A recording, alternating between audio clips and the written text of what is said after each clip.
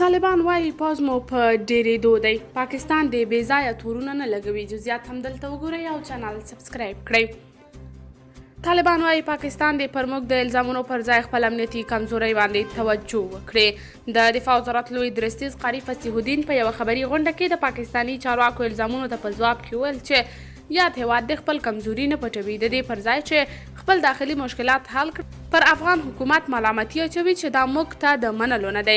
نوموړي ویلي افغانستان د هیڅ هیواد پر ضد نه کارول کیږي، خو همداراز له پاکستانه هم غواړو چې اجازه دې نه ورکوي ترڅو د دوی خاوره او فضا د افغانستان پر ضد وکارول شي.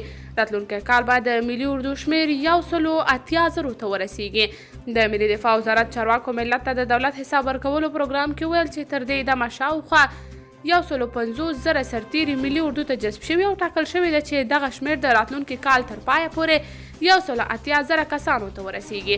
دغه وزارت چارواکو وویل چې اوس مهال د تیر حکومت لسګونه افسران هم د دغه وزارت په لوړو بستونو کې دندې ترسره کوي.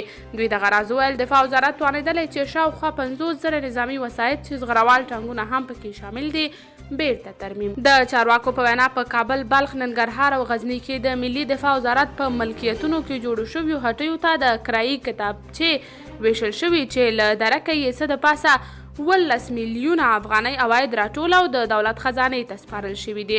عام خلک بیا وایي د طالبانو وزارتونو کې تر ټولو فعاله اداره همدا دفاع وزارت دی چې ښکاري ملا یعقوب یې تر اوسه ښه رهبري کوي. تاسو په دې اړه څه نظر لرئ؟ کمنټ کې شریک، ویډیو لایک او چینل سبسکرایب کړئ.